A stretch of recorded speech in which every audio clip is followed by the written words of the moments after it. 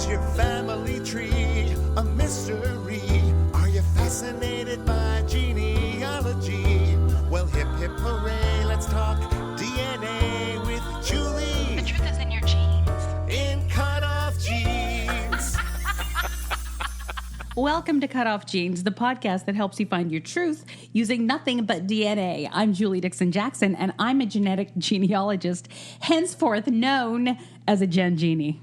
I am Richard Castle, the co-host of this podcast and also the producer. I would argue that our little thesis statement there about nothing but DNA is not really true because, Julie, you've told me just from the work that you do that, yes, DNA is a tool that you use, but you say you find them through nothing but DNA, and you use a lot of your smarts there and other, there's other tools that you use. I do, however, allow me to correct you. Oh, a corrections corner within the first 5 seconds. Great. Who knew? Without DNA, I would still not know who my father was. That's true. So in my mind, the only thing that gave me my answers was DNA because people lie. DNA does not. That's true. So that's why I say that. Yeah, it takes a lot of work. I know. Sure. I was just saying, I wasn't saying that your thesis was wrong as much as it was that it was a small picture of what you do. Absolutely. It's an ensemble piece. And that you might be selling yourself short because you're using so much brain power. And the fact that you are like such a great detective, and a detective has a lot of tools to use. This is true. And I remember you looking through ship manifests and things like that when you were helping people. And let me tell you a little story. Speaking of ship manifests. You know how I like my stories. I know. Here we go. So a case that I'm working on right now is another one where there is one relatively, actually pretty close match. And as suspected, she grew up not knowing her father. Okay. The close match, who would have given me the answer to who my clients' people were. Okay. So I talked to her, and luckily enough, her mother had given her a name of the father. She didn't know him, but she had a name to go on. Right. And long story short, I went through the matches, the DNA, and I was able to connect this person to her. So I found him. And I had found a couple with that name, a couple of different men with that name, and the first one ended up not being him. Even though she thought she saw a picture of him and she said, it's like looking in a mirror. Oh, really? Yeah, I'm like... A funhouse mirror, yeah, it's not him. I'm like, don't jump to conclusions, friend. But he had been a police officer. Okay. At some point. And in none of that guy's records could I find any evidence that he'd been a police officer. Right. And I actually ended up talking to that person's brother, who answered questions for me, who is lovely. And because... had he been a police officer, I would have zeroed in on him. And the guy said, no, he's never a cop. He never. So that told me, because why would the mother make up that he was a police officer? Right. So unless he told you that and it was a lie, Right, but I believe that he actually, I think she worked in a restaurant, and he and his police officer friends used to have lunch there. So she had proof, yes. Sure. So anyway, I ended up finding the guy, and one of the ways I knew it was him was because in some of the records that I found, one of his bank loans had come from, I guess it's a credit union for police officers and firemen. Oh, okay, yes. Yeah. Yes. So that right there, that's a big clue. I would think so. Because you obviously had to have been one of those things in order to be able to... Right. Yeah. So you use the DNA, but you also use these other things to corroborate. You have to be able to corroborate, yes, absolutely. And to fill in the other missing pieces of the story. Because you can have a name, but then, that's nice to know, but you might want to know that your father was a cop or... Sure. And also, if you can't, there were other people with that name in her matches... But the first one that I found, I couldn't connect directly to those matches and ended up not being him. So there you go. So speaking of cops and DNA... Uh-oh. This is so dumb. I was watching do you ever watch the show Barry? It's on HBO. Yeah, a little bit. Bill Hader. Anyway, it's really like good Bill show. But so I'm watching it. I think it was the first episode of the second season I was watching last night. And there's this guy, being interrogated by the police, and he's guilty as sin, right? Sure. And he's like, "Oh no, you're not going to take a DNA test from me. Do you have a court order?" And they're like, "No." He's drinking a can of Coke, right? And he's like, "Nope, you're not going to get it from me. Show me a court order." And the cop just takes his Coke and walks into the back room, and you can see through the window behind him them putting it in an evidence bag. And I just thought, well, there it is. It's public. Although he hadn't thrown it away yet. So you don't need a court order as long as you are getting something that had been discarded from the... it was filmed like a joke. Like, in other words, he was saying, "Oh, no, you're not going to get it." And then they purposely showed it behind him in the window as he was talking about something else. Well, Ian, and that's what I tell people all the time. I get so much resistance from people saying, "I don't want the government to have my DNA." I'm like, well, the government's not going to have this DNA. And if the government wanted your DNA, they could get your DNA. Right. It's not difficult, everybody. Yeah. So... But I digress. It was this is how my mind works. You mentioned cop and DNA, and boom, and look at what you did. But I with did that. think of our podcast last night when I was watching it. I was like, oh, this is something to talk about at some point. Always. Who knew it would be today? It's timely. I know, right? Okay, here's a story ripped from the headlines. Notorious gangster John Dillinger will be exhumed from his grave. Really? To finally put rumors to rest. That it's him? Yes. Who knew there were rumors? I didn't. For 85 years since his death at the hands of the FBI, bank robber John Dillinger has lived on as a crime legend and a fountain of speculation. Some of that speculation could be laid to rest this September when Dillinger's body will be exhumed briefly from his grave, according to a permit approved in July by the Indiana State Department of Health. God, you never hear about that unless, remember we talked about it when it was some old king or something where they were in England where they went to some parking lot and exhumed some bodies and were doing tests. But Dillinger, that's not that long ago. And we're talking about, 100 years? No, not even that. 1934. Oh, so yeah. Like 80 years. Sure. Yeah. The gangster's bid to change his appearance. Apparently, he had plastic surgery to change his appearance. Imagine plastic surgery in 1934. Oh, dear. Yikes. Yeah. But you know what? I have a feeling that somebody in 50 years, 60 years from now would go, "Oh, my God, they had plastic surgery in 2019. Oh, can you imagine how barbaric?" By the way, he's right in some way. Well, I've seen some pretty bad plastic surgery in this town, but I digress. Yes. Well, we live in Los Angeles. But, I have a feeling it's not just L.A. I think it's everywhere. Oh, it's predominant here. Yeah. I'm just saying. Anyway, so they thought that there were rumors that they buried the wrong guy because there were rumors that Dillinger had plastic surgery. And apparently they had to get permission to exhume the body from his nephew, from Dillinger's nephew, Michael C. Thompson. Still alive? Yeah. Wow. Yeah. It'll be removed and reburied September 16th, so they're going to do it all in one day. But I guess the question is then, what DNA do they have to compare it to that is his from the 30s that they can, to they have prove? His nephew's DNA. Oh, of course. This is my first day on the podcast, people. So it's an understandable mistake, though. People can't make that connection a lot. I'm thinking, well, what did they have? Some handkerchief from a bank robbery that he dropped in the lobby from 1932? No, it's not to confirm that Dillinger did it, but to confirm that he was Dillinger, that they buried Dillinger. Right. Yeah. Yes. Isn't that funny? We'll have to follow up on that. When are they doing this again? In September. Yeah, so we'll have to find out what the results are. I mean, it can't take that long if they're just... Well, they're going to do it in one day, and they'll probably put a whole TV series about it. So, did you know that he was never actually himself convicted of killing anyone? Because they shot him before they could get him to trial? No, because his men shot people, but he was never convicted of it. Oh, it's like Manson, right? Exactly. Like Manson sent it's his like family Manson and Alphonse Capone.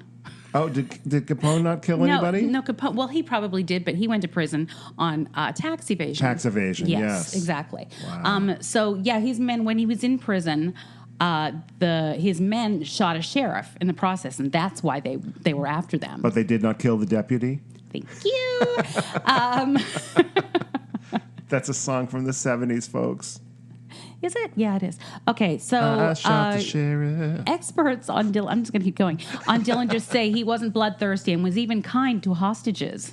Oh, that's so nice. What ass. I hope if I'm ever kidnapped that they're kind to hostages. Oh, look, he was very much a professional. He's a professional hostage taker. I don't know. Anyway, he went on to steal more than $300,000 from bank after bank, slipping away when the authorities managed to catch him. What? Well, they eventually caught him, but wouldn't it be interesting if they find out that man in the grave is not Dillinger? I kind of hope it wasn't. Well, you do because it's been so long, and but then you don't want to find out that he just got away with it and lived until ripe old age and on other people's money. You know, but.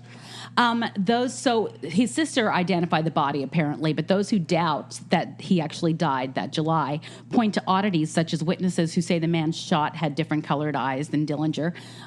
Were they looking at his eyes as he was being shot? And Dillinger links to a fellow criminal and lookalike named Jimmy Lawrence. Oh.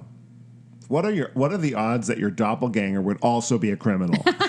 Well, maybe he had the plastic surgery to look like Jimmy. Oh yeah, maybe. I was just thinking in terms of wouldn't it be funny if your twin was usually it's your evil twin and you've got like a good twin and an evil twin. Do you know the story of those twins in London that they were notorious? What were they called? There were twins though, and they used their twinhood as a ruse, as a way of fooling people. I'll look into that and talk about it another day, guys. I thought you were going to say and they were able to use that as an alibi in a crime. They may have. Going to, now that you say that, I'm going to go. If someone didn't know that you had a twin and you could go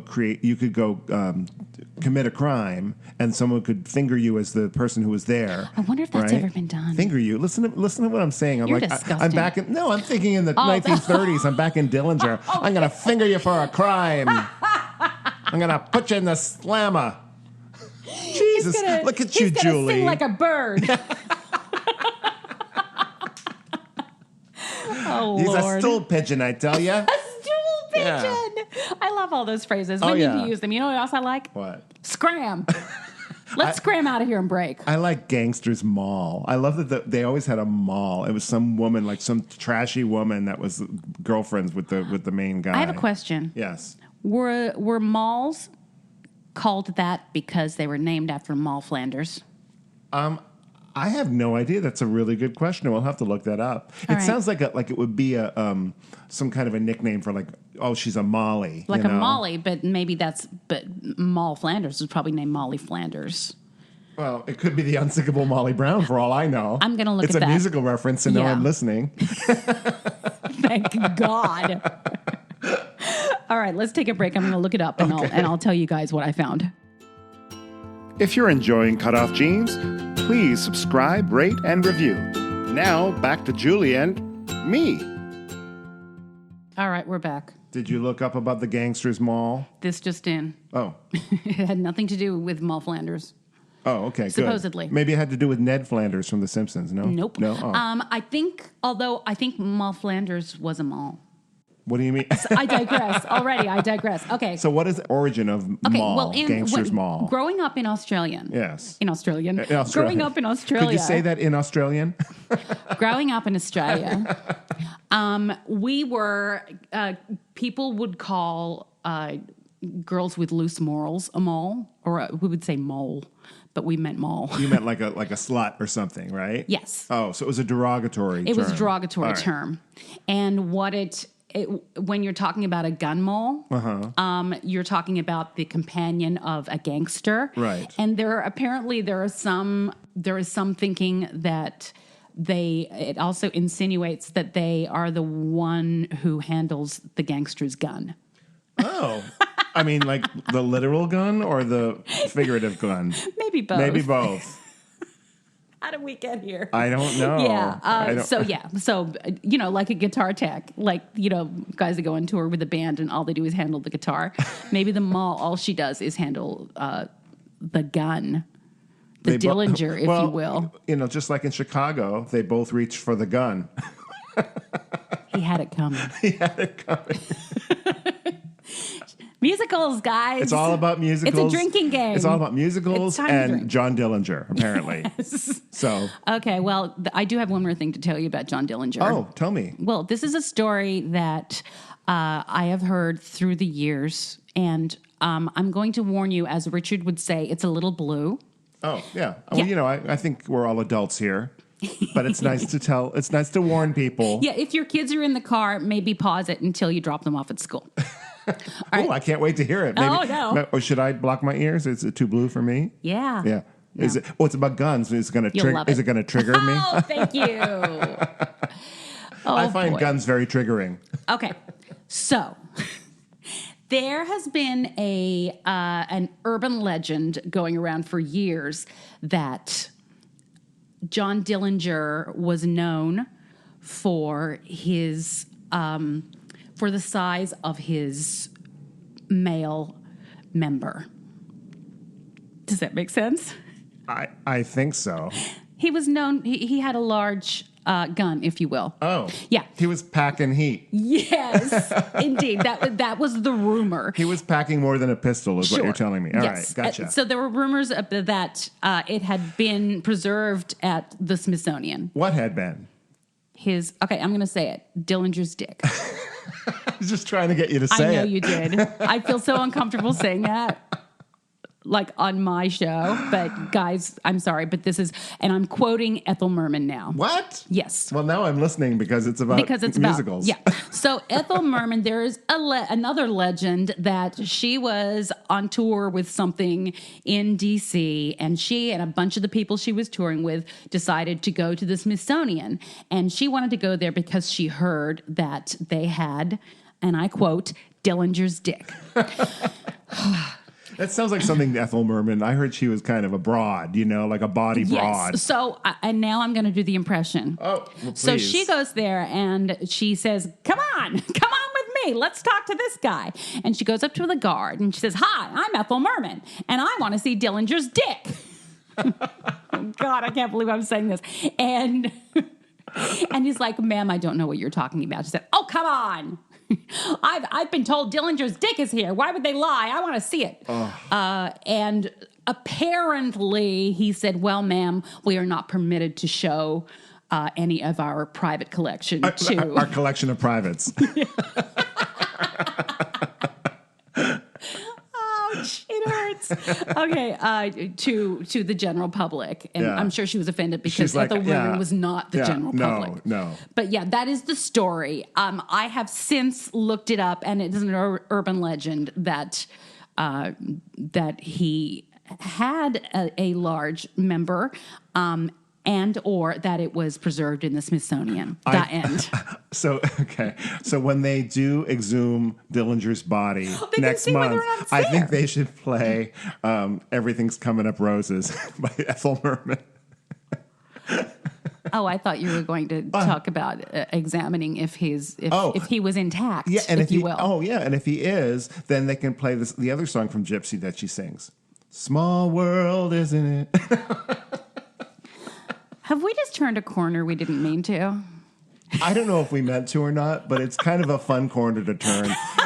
I don't know if our listeners care about this stuff, but it's the end of summer. I am tickled pink. It's a lot of fun. Tickled pink. Yeah. I mean, who knew when you started this discussion about exhuming a body of a criminal? We'd be talking about Dillinger's dick. Next topic. Next topic. Oh my gosh. How are we going to segue this?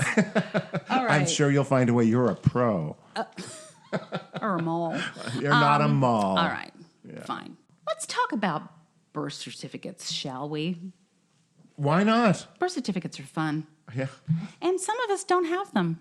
Well, you have them, but you just don't have the one that's real. We're not allowed to have our real birth certificates. Not that I'm bitter or anything. All right, so there was somebody posted something in the group about their birth certificate. Oh, here we go. And I'm going to withhold the name because it was from a closed Facebook group. And I do not have permission to tell her name, but I can certainly tell the story. So she's saying that she had always wanted her original birth certificate. And so one day she made phone calls, and the woman told her that she had to have her bio parents sign papers saying it was okay for her to have it. Oh, my God. So the woman is 50 years old. Her bio parents, neither of them are living, but she knows who they are. It's not like it's a secret. So she doesn't get to have it. What? Because, and I say this a lot and people don't really get it. We are still treated as if we are those babies there, like we never grew up. Once we're an adopted baby, we will always be an adopted baby and are not trusted with our own identity. Yeah, my mom to the day she died, treated me as if I was a baby.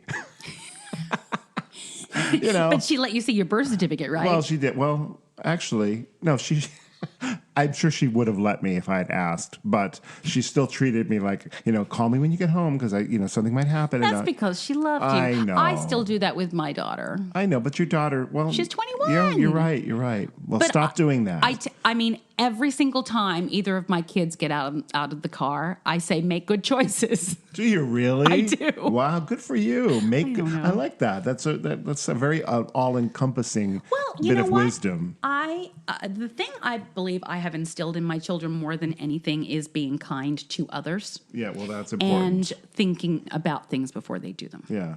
So, see, my mom would just say, don't do anything stupid. That's basically the same thing. Make good choices is a more positive way of putting that. It's very kind of new age too, frankly. The last thing that she says, it just seems like another reminder that I don't belong anywhere. Very frustrating. Oh, that's sad. That we're often made to feel like outsiders. Well, in that, like everyone else gets to see their birth certificate, but you can't, right? Yeah. Right. Let's now segue into kind of a book nook. Because I noticed something. This has to do with the whole... There's a book, and I haven't read it, guys. I don't have time to read. There is a book called You Don't Know How Lucky You Are by Rudy Owens. And if anybody has read it, please let me know. One day I'll get to it, but the reason I'm referencing it is because there's something that he says in it that I have read. So I read part of it that says, watch out for dangerous bastards. And he's referring to adoptees. Oh, no. Because there are, I'm going to just read you what this says. Withholding original birth certificates from adoptees is discrimination.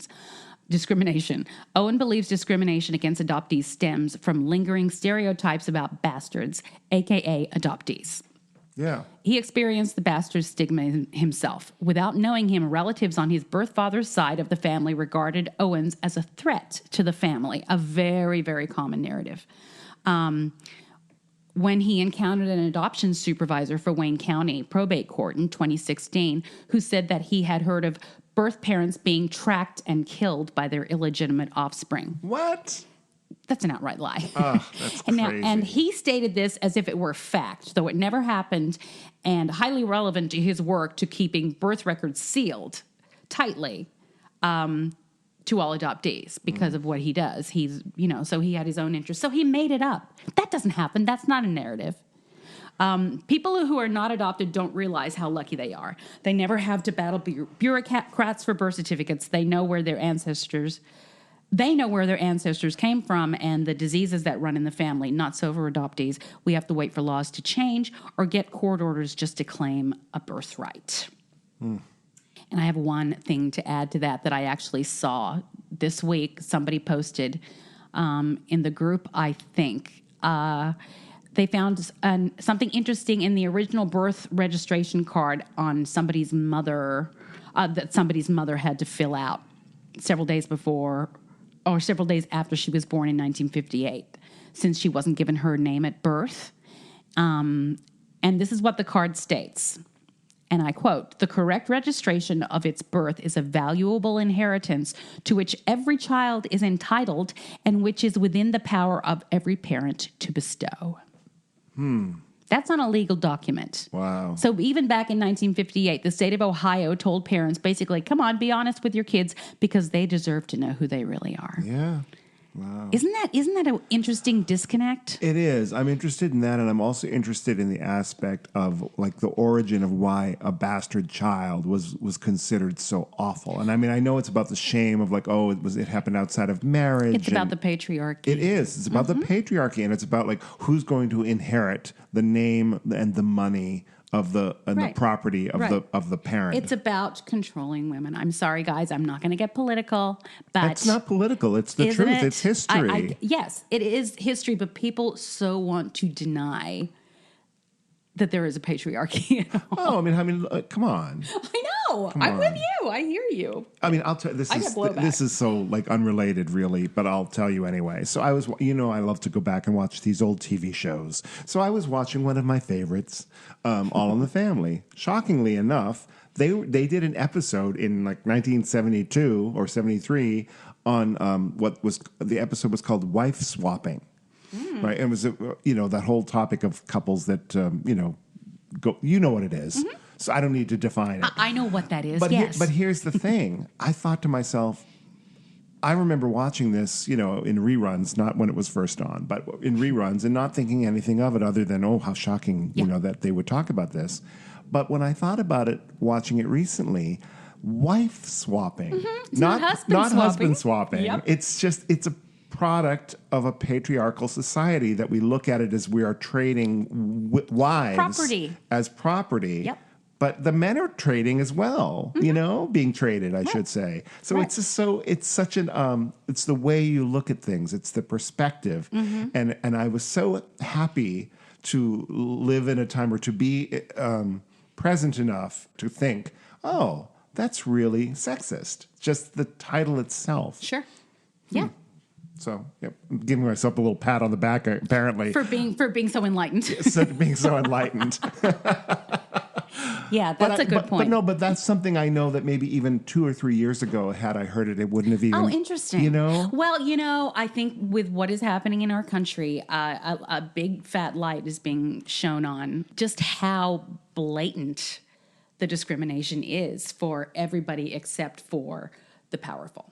Yeah, and I think it's just part of, as a culture, we grow and change, and I'm happy to revisit my thoughts on certain things, or things that I had never considered. Right, that's called evolution right there. Yeah, because I enjoy it. I'm like, I'm so fascinated that there's still more things to learn, Yes. and ways of looking at something that you thought you knew, and it's like reading a book that you loved as a kid, or as even something you read 10 years ago, and you read it again, and at this stage in your life, you get something different out of it. Absolutely. And that's how I feel about life. I am watching a TV show, beloved TV show, and I found something that sexist in even the title of the episode. And that was a very progressive show. So I don't think they would have even thought at the time that it was a sexist idea. Yeah, probably not. It wasn't treated that way. Yeah. It was hilariously funny, by the way. Well, of course. But anyway, that's my 2 cents, and that's all it's worth, apparently. I liked it. It was good. Shall we take a break? I think we shall. Thank you for listening to Cutoff Jeans with Julie Dixon-Jackson and Richard Castle. That's me. All right, story time. Yes, let's go to it. This was my fun conversation with listener Patty Bevere. Patty reached out, and she has a story that will blow your mind. Oh. And it was really fun to talk to her. So it's a 2-parter. Heads up, guys, it's a 2-parter. But this is the first half, and let's have a listen to Patty. Hey, everybody. I have on the phone listener Patty Bevere. Patty has a story, right, Patty? I do. Okay. Growing up, I never really felt a connection with my family. I felt very distant, almost like I didn't belong to them. I never looked like anybody. I never acted like anybody. Frankly, I was absolutely nothing like anybody in my family. All of my friends would tease me that I was the milkman's or the mailman's, or my mom had an affair or whatever. And one day I said to a good friend, I think they're right. I think my mom had an affair and my dad's not really my dad because I don't belong to them. How old were you? I was probably 12 or 13 then. Okay. So my siblings are all quite tall. They were very heavy. They had very fair skin, blonde hair, light hair, blue eyes, and I am very short, dark skin, very dark hair with dark brown eyes. When I would ask my mom why I looked Italian and acted Italian when clearly we were not Italian, her answer was always, well, we're Cherokee Indian on my great-grandmother's side. Like, oh, okay. I've heard that old story. Uh-huh. Many times. I love how it's always Cherokee, too. Isn't it? It's so funny. Everybody. It's like the glamour tribe. I just never really felt a connection. And I grew up in a very Italian area. So all my friends were Italian. Mm-hmm. So they all said all the time, girl, you're Italian. You're not Indian. I'm like, no, I swear, I don't have any Italian in me. Mm-hmm. So fast forward to 2016, when the ancestry test started becoming very popular, I got a call from a childhood friend who said she knew that my dad had grown up in an orphanage in Cleveland, Ohio in the 20s and 30s. So she said to me, hey, I did the ancestry and found out I'm adopted. I said, what? She said, I found out I'm adopted. She said, I think you should do it and see if you can find your dad's family. I said, you're kidding, right? She said, no. I said, I'm going home and order 2 tests, one for me and one for my dad. Went home and ordered 2 ancestry tests, and they both came. I did mine right away, sent it in. My dad, we could not get my dad to agree to do the test. Okay, what was his reasoning for not taking the test? I'm not doing that. I don't care about my family. I don't want to find those people. I'm too old. Lots of different reasons why. So about 6 months after I did mine, maybe not quite that long, my husband had finally talked him into doing the test. So it was January of 2017. And of course, everybody had gotten tests for Christmas that year. So when I sent in the results, they said it was going to be about 10 weeks before we got the results. Right. And it was the longest 10 weeks of my life. Mm-hmm. Well, my husband had to travel for work that year a lot. And he was in Chicago. I get an email early in the morning. It was probably 4:30. My phone went off, and I looked at it, and it said, congratulations, your DNA results are in. And I knew it was my dad's. So I was so excited. I jumped up. And wait a minute. Your results had already come in. Right? My results were already in. Okay. Yeah, and were you surprised by anything you saw, or? I was very surprised to see that I was half Sicilian. It actually said half Sicilian. Yes. Well, back then it didn't. It probably just said regions. Yeah. Yes. Yeah. Yeah. It gave regions. And what is your dad? Your birth certificate dad? My birth certificate dad is 100% British. Okay. Okay, go ahead. So when I saw those results, the 100% British threw me. I made some coffee, let the dog out, grabbed my laptop, sat down, looked at all of this, and it said that my dad was 100% British. So I typed my name into his matches, and it came up no match found. Mm-hmm. So I went back to my ancestry stuff, typed his name into mine, and it said no matches found. Right. So, you should have just been at the top of each other's matches anyway. Correct. Right. Right. and I was nowhere in there. So it's 4:30 in the morning, and I was sitting in my living room saying, oh my gosh, he's not my dad. You know, all the emotions. Yeah. I was mad. I was sad. I was just everything running through my brain. Like, why did these people lie to me for 48 years? So I sat there for about 10 minutes, drank a cup of coffee, and decided that I was going to figure this out. Like, I want to know who my family is, and I'm going to figure this out. So I went back through my matches. The second or third match down was a name that I recognized from childhood as a family friend. Okay. So I thought, okay, this has to, I have to be on the right track. So the girl that was my match, I looked her up on Facebook and found a profile picture of her, which is public, obviously. And she looked enough like me that she could have been my daughter.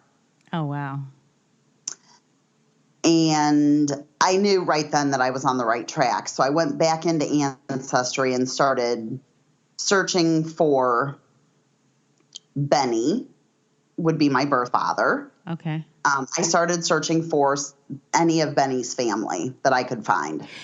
And so you recognized her name. You didn't recognize her personally, or did you? No, I recognized the name. Okay.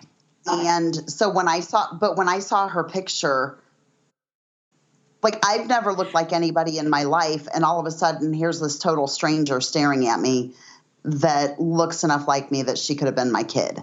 Yeah. Okay. It was really, really weird. So then I went back to Ancestry and started researching Benny's family to see if I could find anything else on them or any other pictures of them. Because I remembered Benny as a child up through my early teen years. But after that, he just kind of disappeared. And then he died in 1986. He worked with my dad. He was a friend of my dad that I grew up with. I remembered him. He used to take me school clothes shopping, and he used to take me places and do things. And he bought me a puppy, and he bought me birds, and he took me horseback riding, and he did all kinds of stuff with me. Wait, just the two of you? Yeah. Oh, well, that's a sign.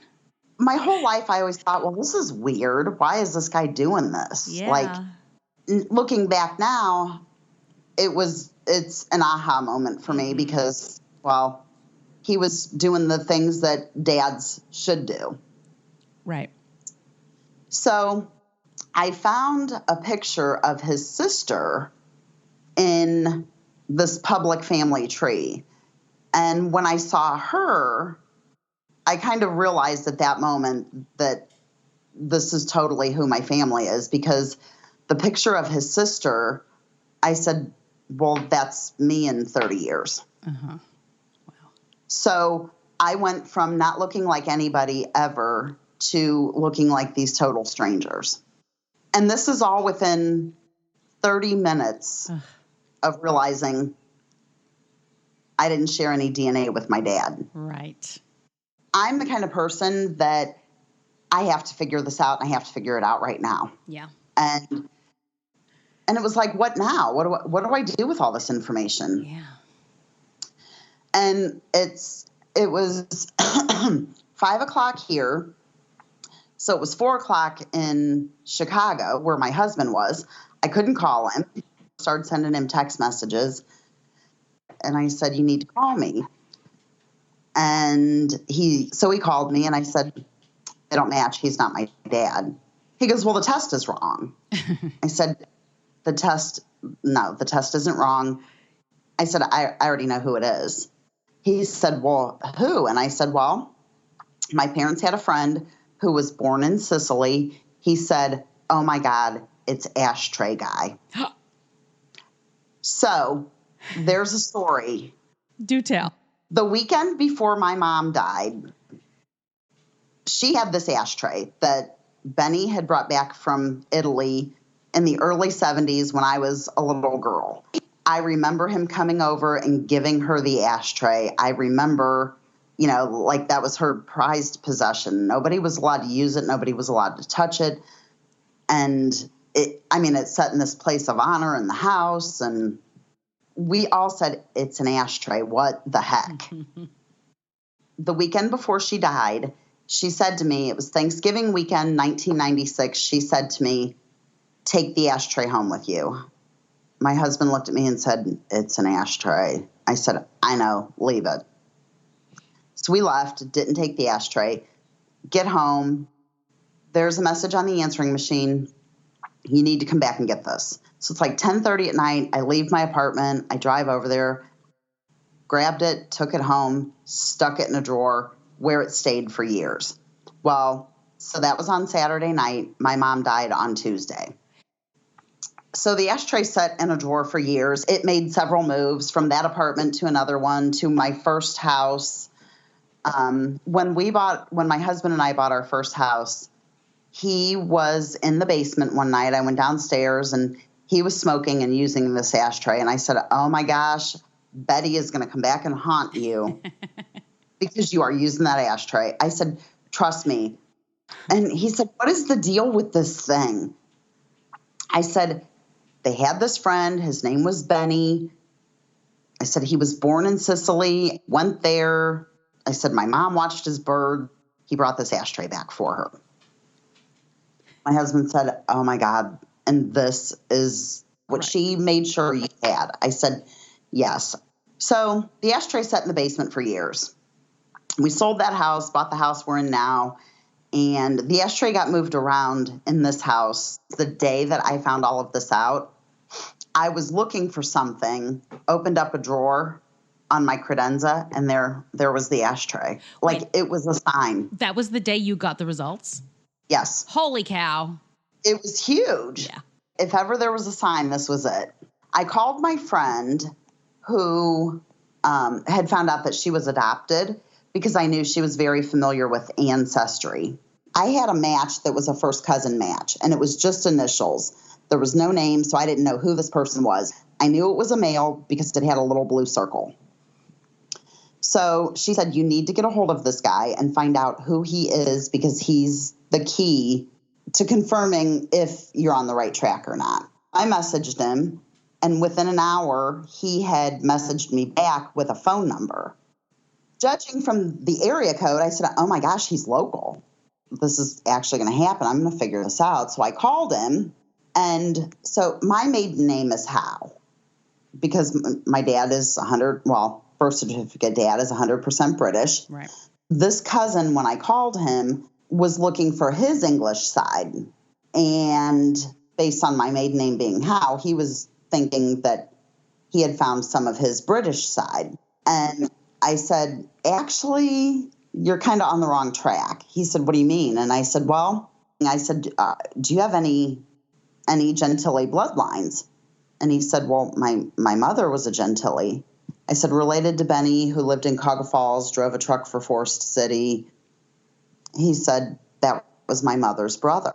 And his mother was the lady whose picture I found on Ancestry, who I looked just like. I said, I hope you're sitting down. I know that Benny did not have any children. He goes, that we know of. And I said, well, yes, that we know of. I said, but I'm 99% certain he was my biological father. I said, I found a picture of your mother on Ancestry, and I look an awful lot like her. He said, can you email me a picture? I said, well, if you Google my name, I'm a realtor, my picture will come up. So keys were clicking furiously at that point. And he said, oh my gosh. He said, I don't doubt you for a minute. He said, honey, you're a Gentili. That's who you are. All right. That is the end of part 1 of my conversation with Patty Bevere. I can't wait to hear part 2. Patty is a crack up. Yeah. I love the way she tells stories. Anywho, let's get, hey guys, it's almost Labor Day. Oh my God. Is it really? That means the end of summer. The end of, it already is. My kids are already back. Well, my son is already back at school. They start so early. I know. What happened? We never started till after Labor Day. Never. Ever. Never. Never. Anyway, we're going to take a break for Labor Day. Oh yeah. Why So, not? so sorry guys, you have a week to wait. Although if I get creative and I'm not too busy, maybe I'll just post a little an something. Easter egg. An Easter egg. Yeah, maybe I'll post an Easter egg, but don't count on it. Easter's not in August, Julie. An August egg. So anyway, So we'll see you in 2 weeks, folks. yes, in the meantime, you have an assignment. Oh. Please share the podcast, subscribe, rate, and review. Oh, yes, please do that. Yes. I am Richard Castle, and you can follow me on the Twitter at Castle Songs, or you can go to my website, richardcastle.com. Go to my website. My website. I'm Julie Dixon Jackson on the Twitter, at Jules Jackson with 2 O's. The podcast on Twitter is at Cutoff Jeans Pod. Find us on Facebook, Cutoff Jeans Podcast, and you can email me, Jules Jackson, at cutoffjeans.com. Julie, maybe when we come back from the podcast break, we'll find out the truth about Dillinger's dick. You know what? I wonder if he was wearing jeans when he was buried. We'll find out. And you know what? The truth is in your jeans.